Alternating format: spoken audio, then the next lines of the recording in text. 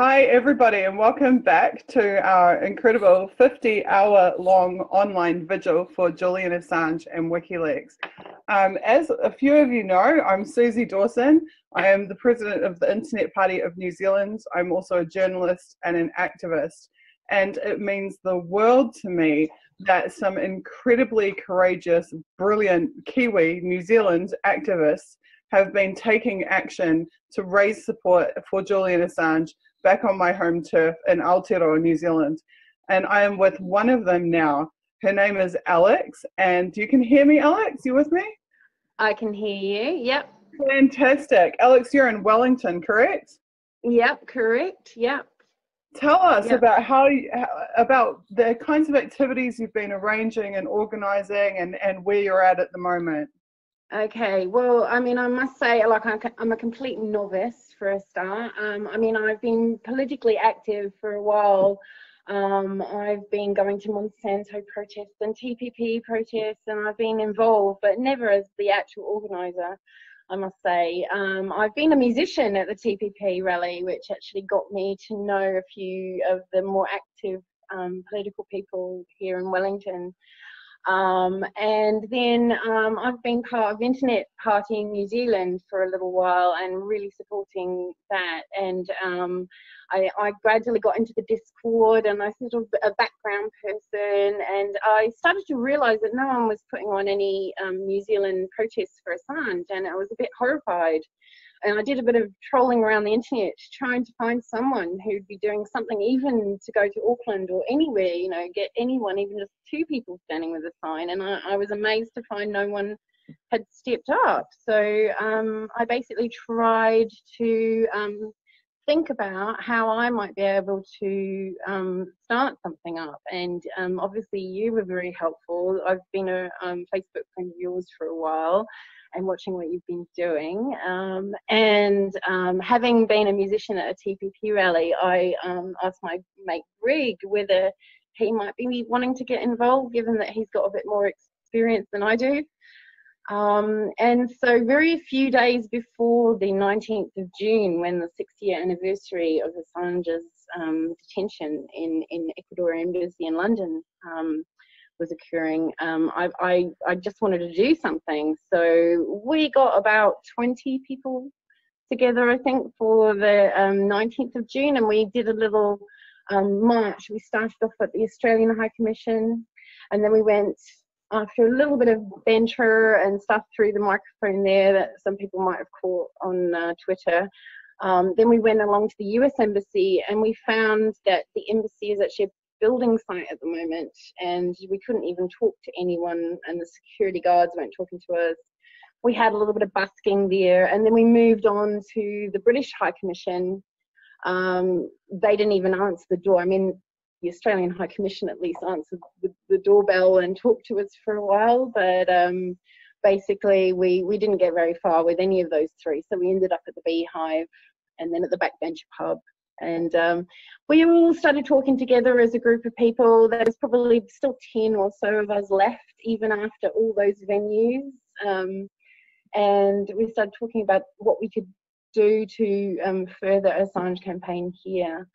And then, of course, there was the birthday coming up, the 3rd of July, and that's when we thought we might do something a little bit special and have a little candle vigil on at the Beehive. And really it was just Greg and I and a couple of friends putting the candles out in little plastic cups to sort of spell out Free Assange on the Beehive. But we had a lot of people, including Joe, come along and give their respects, and a few people who didn't know anything about it come along and just be interested in what they were seeing there, and we got to talk to them, and it was quite inspiring that it felt like we'd made a little bit of a dent in New Zealand anyway, as far as Assange goes. And it was that day that we decided we had to do a petition or something, a mechanism, a democratic mechanism to ensure that Assange is as safe as we can possibly make him, and at least get politicians here taking a stand one way or the other. That's how it all started out, and if it wasn't for Greg, I probably couldn't have done half the stuff that we've achieved really in the last month. I mean, I my think Twitter. what you've done is absolutely fantastic. That image behind you of the candles on the lawn of the Beehive, which is New Zealand Parliament grounds, it's an iconic image. And Christine Assange, WikiLeaks, and Julian Assange accounts all tweeted out that image. How did that feel for you to see that go around the world? It was completely humbling. I mean, honestly, my tweets used to have a couple hundred views, and then suddenly I'm doing tweets and there's like 160,000 views. I was like, what? Really? Me? Really? Okay. Yeah. It just goes to show that the love for Julian is out there, and the solidarity is out there as well. Yeah, totally, yeah. And yeah, so we've been making a little bit of ground with the petition, and we've had a few problems. Can you read it? Sorry, can you tell us a bit more about like what's in the petition and your process of going from 1 to thousands of signatures? Yeah, okay. Well, I mean, we pretty much, we found out pretty early on that Action Station wasn't really interested in hosting it, and Greg knew a lot about doing petitions, so he was happy to push through what he knew about it. But I can read it out if that's helpful. So petition title is Provide Julian Assange Permanent Political Asylum in New Zealand. Petition requests that the House of Representatives urge the government to provide Julian Assange with permanent political asylum in New Zealand, including a guarantee of safe passage from the United Kingdom to New Zealand. Respectfully request Julian Assange, WikiLeaks editor, is under effective house arrest in UK. On 5th of February 2016, the UN Working Group on Arbitrary Detention concluded that Assange had been subject to arbitrary detention since 7th of December 2010. And we cited some paragraphs in the UN ruling, and we made that the simplistic demands of our petition. Yeah, so really now, now that we have managed to get about 2,200 signatures, including the paper ones, that is really enough to expect an MP to step forward, even if they don't agree with the premise in our petition. It's okay for an MP to step forward and present it to the Parliament. Yeah, so they can do that even if they don't agree. From that point? If you do get an MP willing to sponsor it, then what happens from that point? Well, then I understand that they will be discussing it in Parliament, and they will take a vote on how they feel about that petition. But I think Greg, who's going to speak for the hour after me, is probably going to know a lot more about the mechanisms involved, because he's done this a number of times for trying to bring in a constitution in New Zealand, trying to protect our rights, trying to prevent TPP. So he has a long-standing reputation with advocacy, public advocacy. So, you know, he's probably the one to ask more about the mechanisms of how that will occur. But we at least have some friendly discussions with MPs going on at the moment. So we're positive. That's a really good sign. That's an excellent sign. Alex, tell me, what was it that moved you so much about Julian and about his situation and about WikiLeaks that you wanted to take all this time out of your life to get out there and really support for him? Right. Well, as I was just a protester and someone who shared a lot of information online, I got to the point where I saw what happened with Bernie Sanders, and I was heavily involved in a bunch of Facebook groups during that whole election. And I watched before me a bunch of really politically motivated people who were really excited for the first time about politics.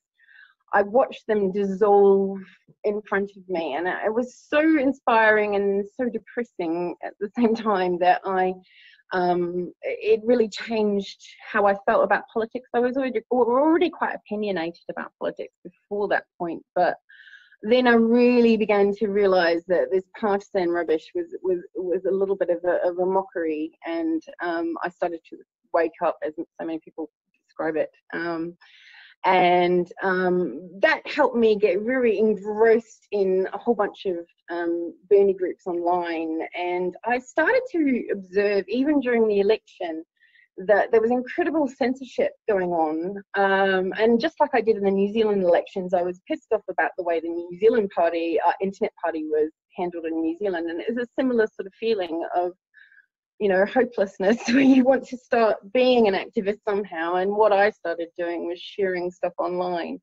And often people would say, well, you're not really doing anything, you're just sharing articles. And I got quite obsessed with Caitlin Johnson, reading her articles every day.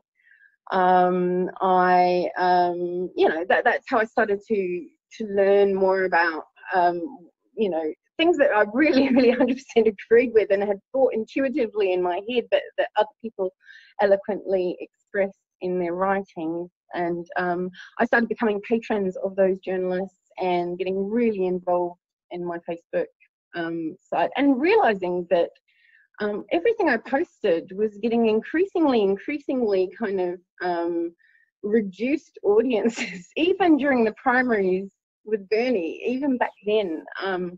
It was incredible. I even had a sarcastic post about Hillary, which got pinned to the top of my profile and my Facebook for about 3 months.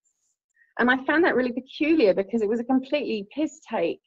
Vote for Hillary, you know, so that she can destroy Libya and, you know, profit out of pipelines in, you know, Syria. And it was a totally sarcastic post, and yet it got pinned artificially to the top of my timeline, and I didn't do that. And that really, things like that started to really bring it home. And then when I realized the Podesta email release through WikiLeaks, what it exposed about broken democracies in the world was just incredible. And then I started to look back through older WikiLeaks releases, and I thought, this story has to be told. This guy is being persecuted. So that's really where I came from. Before that, I was definitely not a political activist. I've been very interested for a long time, but yeah, not in that way. So how did you feel when your work started getting picked up and you discovered that, you know, there was like minds out there? Because I'm asking because I remember very much being in a similar position. Like I was just sharing. Everything that's happened to me in the last 7-8 years has been because I just started out liking and sharing stuff on Facebook, and then seeing other people doing things, and then getting my butt down and actually doing something myself. And that when your work first starts to get some traction, I know there's a real like, wow, like I can make a difference moment. It's incredibly empowering. I mean, like literally my little Twitter account, I barely used to tweet a year ago, and then I realized that Twitter, for all its faults, has a lot more traction in terms of coverage. I mean, hardly anyone in my Twitter followers are actual friends in physical real life. Hardly anyone, yet I've gone from 100 followers to about 900 in a short time. And what used to be a sort of monthly couple of thousand views is gone to 600,000 since I started this campaign. And simple thing, like I've been doing a lot of violining at protests. We did a fun backbencher protest vote with all our, you know, Julian signs out all over the place. And my mate Timothy and I played a little bit of violin and guitar in the pub. And they actually, in the backbencher, they turned down the sound and they loved it. And they, you know, they were like, bring it on. They didn't care that we had political signs in there and we were making a bit of a theme. They actually turned down the house music and let us go, let us rock. So yeah, it's been a bit of a whirlwind. So what I did was I tweeted out a few pictures of all the violinists I picked up around the world, where I noticed that there were a whole bunch of violinists playing in France, in London outside the embassy, and here we were in Wellington doing it. And I picked up on Alex, who's another Alex in London, who's a violinist, and I just put out a simple montage of all of us, and it got like 70,000 views in a couple of days. And I just thought, wow, I actually suddenly have power. a platform that I never had before. It might be small compared to anyone else's, but it's quite overwhelming when you realize that you can do something. It's a trajectory. It's a trajectory, and you're well on your way, and I congratulate you for that. One of the things that has been personally difficult for me not being in New Zealand is feeling like, because I'm not in New Zealand, like I can't, because before I would get on the ground, I would go to actions every weekend. I was at actions, covering actions, telling the world what was happening in New Zealand. And I've had this like sick feeling ever since I left that I'm not there to do that anymore. So to see you and your efforts and your friends and the other people who've been doing it with you has been making me feel so good, because I feel like someone has picked up that flag and is running with it. And it's massively consequential and important from my point of view that Kiwis are still getting out and doing this stuff, and that it's getting picked up and getting the global traction, which is so important because we don't get it from the news, you know. Now, you did manage to push this hard enough to get some MSM coverage in New Zealand. Tell us about that. Right. Well, only probably about a week ago now, I put out a press release, which was heavily based on the Unity 4J press release, admittedly, but we also sort of threw in that our petition was going to be extended because we were having terrible trouble getting an MP to agree to sponsor it. So we thought, well, look, we'll let it run and get a few more signatures. So we wrote a press release to inform everyone about that, and also about the fact that things had heightened up in the Ecuadorian Embassy in terms of rumours about Assange imminently being removed. Yeah, that I guess that's how I found out about it all. So. And then you joined the Unity for J organising platform. Well, yeah, I guess I was in the internet party one, and I was sort of seeing you guys doing it behind the scenes, and you were giving me little tipsters on what to do and who to contact. I mean, I've got in touch with people who are doing these amazing emergency protests around the world, class conscious. Someone put me in touch with them because they hope that there'd be some people in Wellington who'd like to come to our protest, and someone put me in touch with them. And ever since then, I've been making their maps. Every time they get a new city, I've been sort of helping them get their word out. And of course, Wellington is part of the emergency action. And now we have 21 cities and 10 countries represented for the emergency action, which is the day following any news of Assange being removed from his asylum. So, yeah. Well, I think the work that you've done must have had an incredible impact, because that MSM piece in stuff.co.nz about your actions, and they even went so far as to do like an interview with Greg, I know, which I'll talk to him a bit about. But it was actually a positive piece. They didn't do a smear job. They didn't do a hit job on it. It was really good. No, so and that got picked up in Scoop. You know, normally you expect any press release just get rotary kind of, you know, it goes out in Scoop and Daily Blog, but this one got News Hub, it got the Scoop, it got Daily Blog, then it got Telsa, and recently I've seen Bloomberg has mentioned the New Zealand petition, only 1850 signatures. I guess they're trying to make it look a little bit pathetic, but I didn't feel that way by the article. I actually was really chuffed, and they included a link, which is great. Given that we've been having a lot of trouble with the website of the petition, and probably about 100 people now have written to me complaining about server errors when they try to sign. So the website that you're talking about is the government hosted website. Yeah, part of our infrastructure of democracy in New Zealand is officially broken, and they're trying to 404 system error. Yeah, and I mean, if 100, maybe 200 people between me and Greg, if that many people have written to us, how many does that represent in people who didn't bother when they saw people saying that they got a server error on my tweet? You know, even that much of an influence would have probably lost thousands of signatures, which is depressing. But then again, I guess it shows that we're doing something right if it's getting censored. I hope. So where to from here? Well, yes, we've got to get this elusive MP.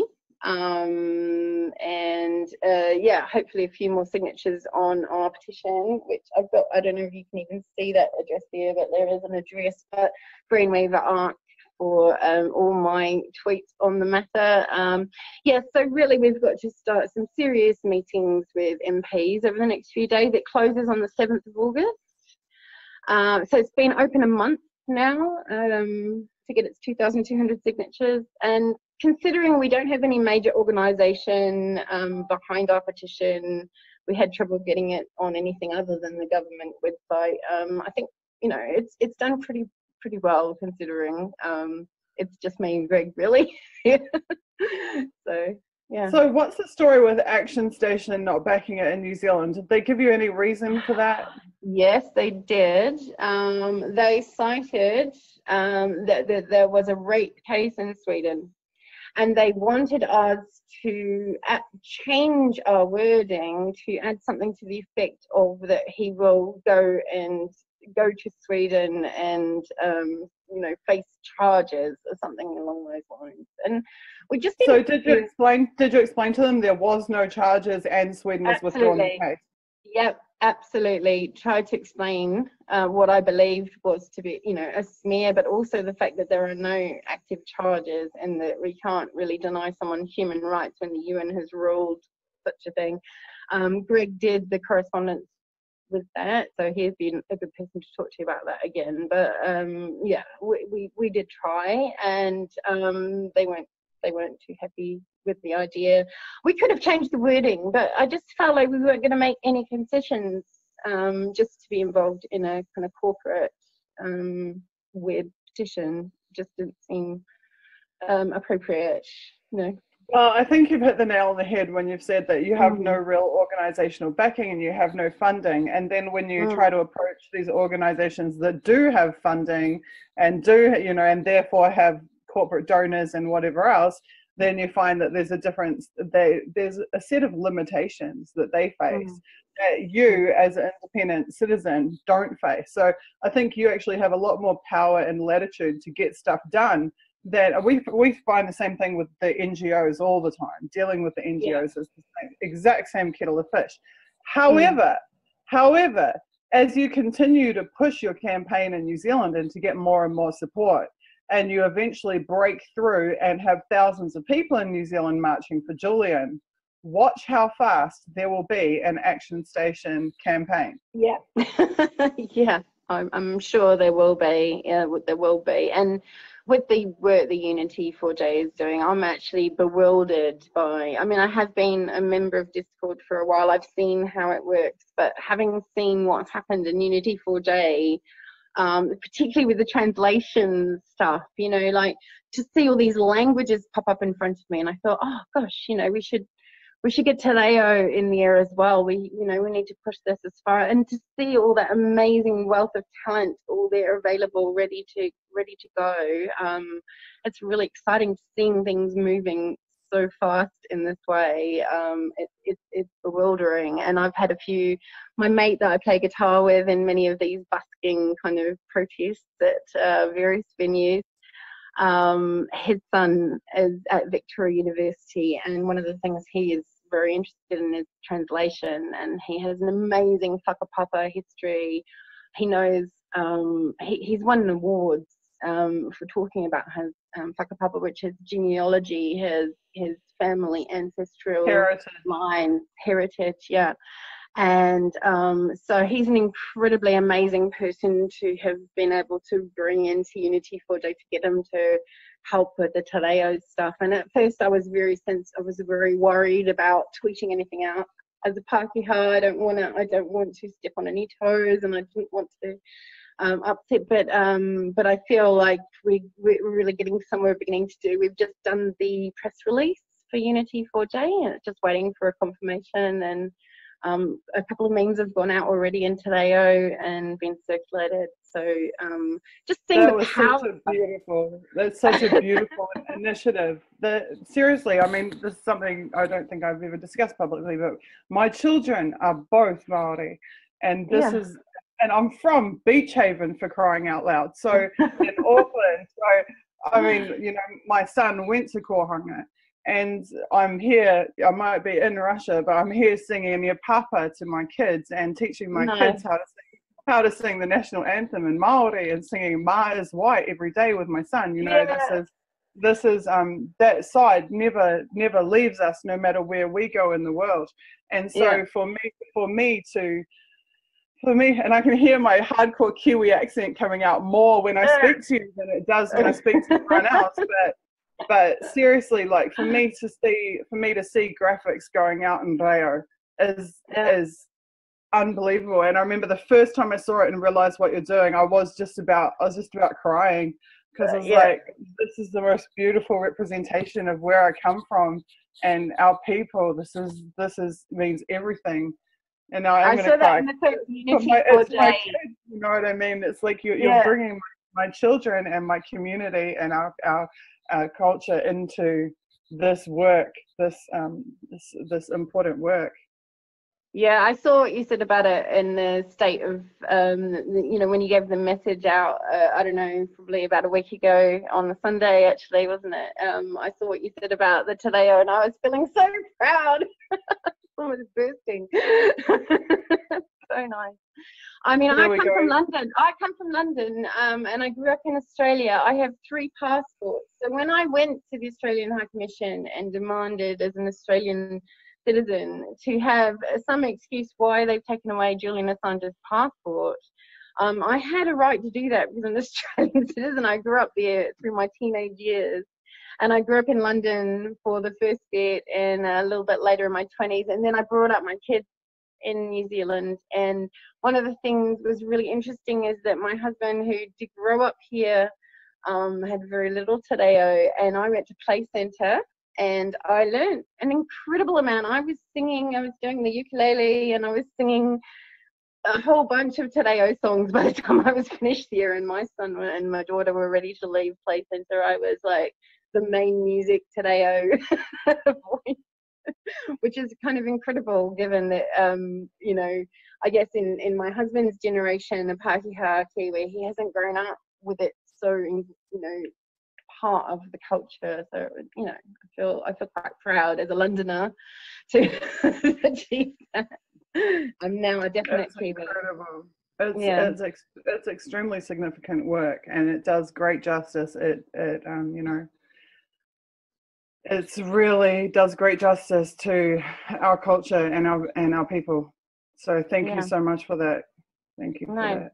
No problem. Sure. And also, I mean, seeing the contrast in how Te Reo is embraced here, and having grown up in Australia and being a bit depressed about how Aboriginal culture is expressed there, I feel very proud to be a Kiwi now. I'm a naturalised Kiwi. I'm here for good now, for sure.